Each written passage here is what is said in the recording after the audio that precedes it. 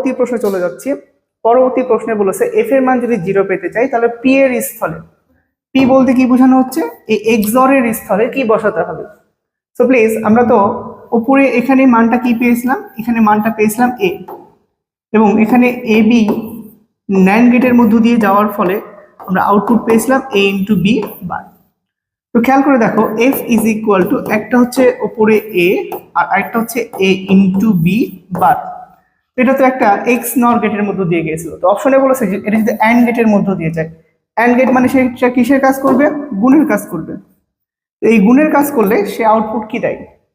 তো খেয়াল করে দেখো এ থাকলো, আমরা এর আগের মতন ভেঙে নিই, এ বি বারের উপরে এ বি এর উপরে বারটা ভেঙে দিলাম, গুণটা যোগ হয়ে গেল, এ ইন্টু এবার plus A B bar, A into এবার মানে কি 0 প্লাস এ বি বার মানে এ বি বার। ঠিক আছে, তাহলে আমরা ফলাফল একটু আগে যেমনটা পেলাম তেমনটাই এখানে দেখাচ্ছে। একটু খেয়াল করে দেখি, আমরা যদি এই অংশটুকু বিবেচনায় রাখি, দেখো আমাদের ফলাফল কিন্তু লাস্টে কি পেয়েছিলাম, এ বি বার পেয়েছিলাম না, সেটাই। তাহলে আমাদের এটা করে দেখার প্রয়োজন ছিল না। তো এটা গেল কিসের ক্ষেত্রে, অ্যান্ড গেটের ক্ষেত্রে। এবার এটা যদি অর গেটের ক্ষেত্রে হয়, কিসের ক্ষেত্রে, অর গেটের ক্ষেত্রে, তাহলে আমরা এখানে এফ এর মান লিখি। এফ এর মান কি দাঁড়াচ্ছে এ, অপরটা হচ্ছে এ বি বার। অর গেটের ক্ষেত্রে অ্যাপ্লাই করি, অর গেট কিসের কাজ করে, যোগের কাজ করে, ঠিক আছে, অ্যান্ড গুণের কাজ করে।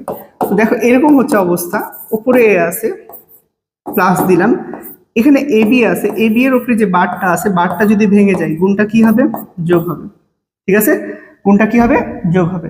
তো যোগ যদি হয় তাহলে তো আমার ব্র্যাকেট দেওয়ার কোনো প্রয়োজন নেই, বারটা ভেঙে গেলে দেখো এ বি এর উপরে বারটা ভেঙে দিলাম, গুণটা কি হলো, যৌক্তিক গুণটা যৌক্তিক যোগ হয়ে গেল। এবার খেয়াল করে দেখো এ প্লাস এ বার মানে কত, 1, তো 1 প্লাস বি বার মানে কত, 1 প্লাস বি বার মানে হচ্ছে 1। তো প্লিজ অর গেট বসালে আমরা এফ এর মান কত পাই, অর গেট বসালে এফ এর মান আমরা 1 পাই। আমাকে বলেছে এফ এর মান কখন আমরা 0 পেতে পারি। অর গেট বসালে যদি এফ এর মান 1 পাই, তাহলে নর গেট বসালে এফ এর মান কত হবে, 0। নর গেট বসালে এফ এর মান কত হবে, 0, কেননা অর এর বিপরীত হচ্ছে নর, এক্সট্রা একটা বার থাকবে, এক্সট্রা একটা কি থাকবে, বার থাকবে। এই এক্সট্রা বারের জন্য 1 বারের জন্য ভ্যালু কত হবে, 0। তাহলে এখানে সঠিক উত্তর কোনটা হচ্ছে, সঠিক উত্তর হচ্ছে নর গেট। কি গেট, নর গেট। আশা করি বুঝতে পেরেছো। আমরা পরবর্তী কোশ্চেন চলে যাচ্ছি।